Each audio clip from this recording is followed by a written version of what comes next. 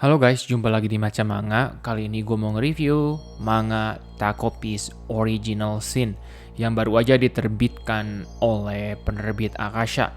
Namun kali ini gue nggak nge-review dengan format biasa yang nunjukin format bukunya karena gue nggak beli wujud fisiknya. Jadi langsung aja kita bahas ke arah artwork ya. Artwork komik ini menurut gua membingungkan dan sekaligus menyeramkan. Hah? Kenapa? Emang kenapa? Kalau kalian lihat komik seperti ini, gambarnya, coba ceritanya tentang apa coba? Yang pertama terlintas di pikiran gua itu seperti Doraemon. Ya, emang bisa dibilang bener sih, tapi ternyata itu salah besar. Ceritanya itu bener-bener dark, menyinggung bullying dan bundir ya.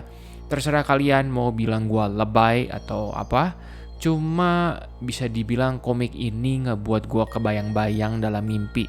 Jadi gua ngecek manga ini karena salah satu komentar di video YouTube gua ya. Dan gua langsung aja baca manganya yang kebetulan ada di Manga Plus sebelum tidur. Dan ketika gue sampai di bagian yang digambarin ini, langsung gue shock, beneran gue shock. Bebas kalian mau menginterpretasinya apa ya.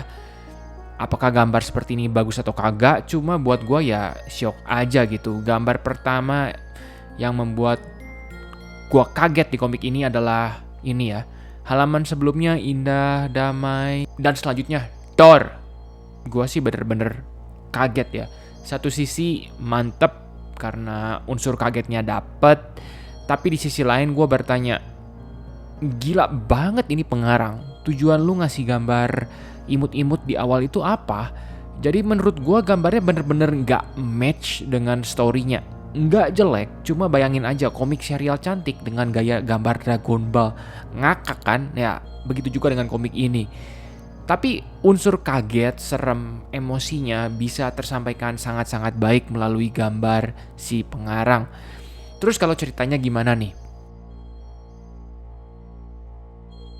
Jadi ceritanya itu bermulai dari alien yang berasal dari planet bahagia. Dia tiba di bumi bertemu dengan seorang anak perempuan yang bernama Shizuka.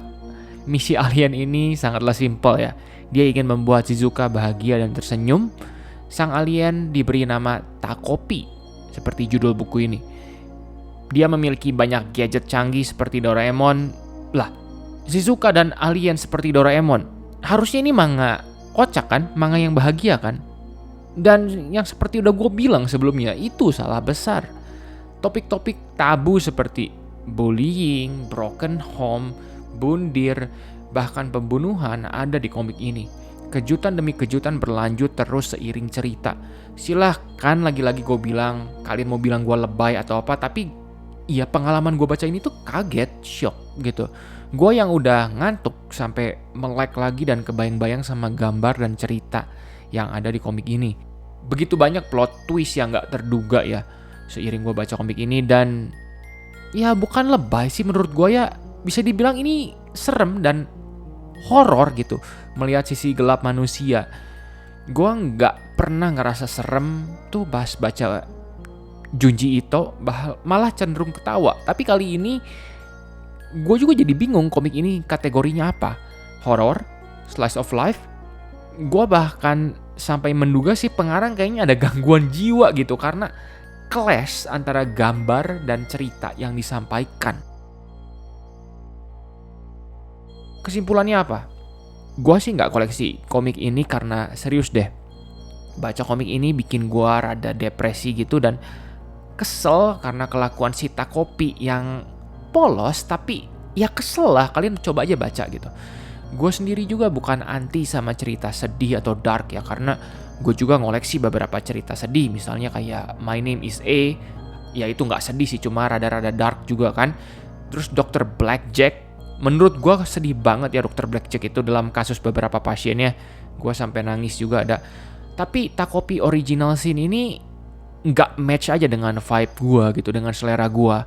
Karena kesannya itu loh, awalnya Doraemon gambar Chibi Maruko-chan, tiba-tiba Dor, kaget gitu. Tapi buat kalian yang suka dengan cerita yang mellow, dark gitu sih, gue sangat merekomendasikan komik ini ya. Komik ini juga cuma terdiri dari 2 volume, jadi nggak bakalan lama dalam merongrong budget bulanan komik kalian.